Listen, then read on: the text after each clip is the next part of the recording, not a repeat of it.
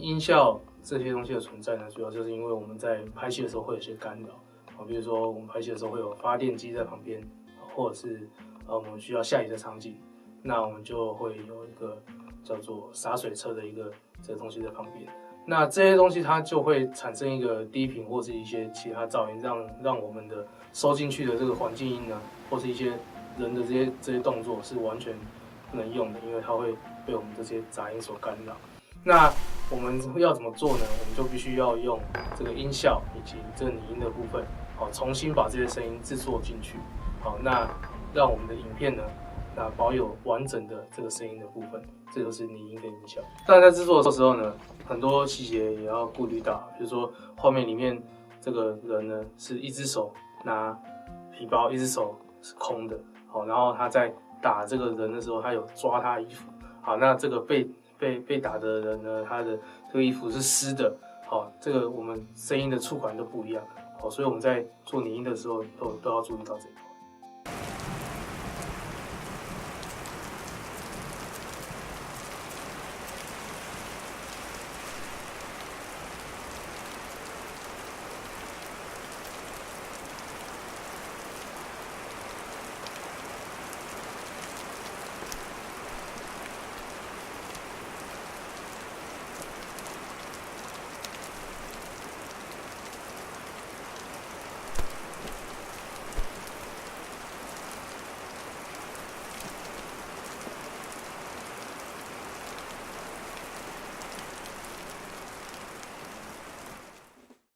是我们拍戏的时候，有时候会有一些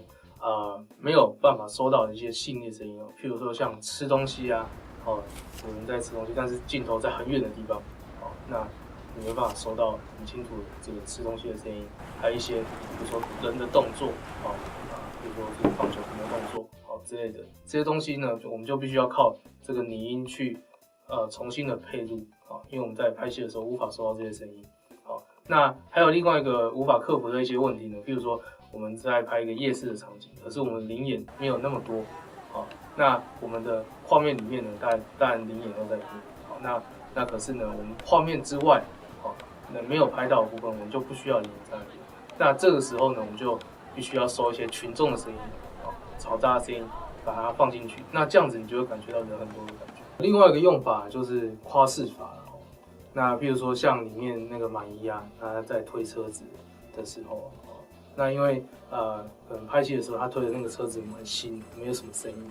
那后来我们有个想法，就是因为满姨他手破烂蛮可怜，所以我们为了要营造出那个他很可怜的那个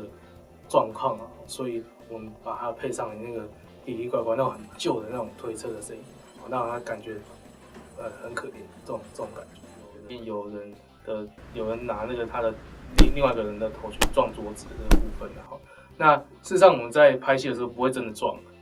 那甚至里面血都是特效做出来的，所以事实上我们就必须要配这个声音，那所以这个声音其实我们就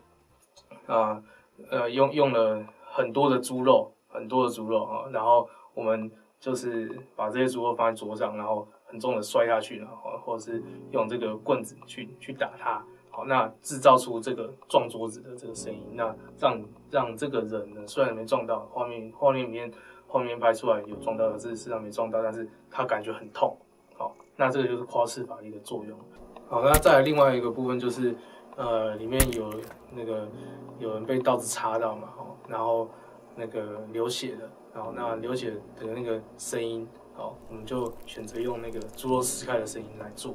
那我们当然前面呢有试过用很多方式，比如说用抹布弄水，然后弄那个声音，可是实际上后来都觉得不像，因为不够黏，那个声音不够黏，没有肉感，所以我们后来就选择用真的猪肉的那个声音来做，那听起来是蛮像的。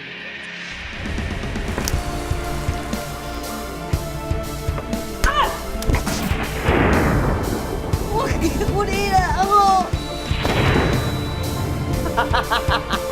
我要行正义，我炮灰炸心，救我头。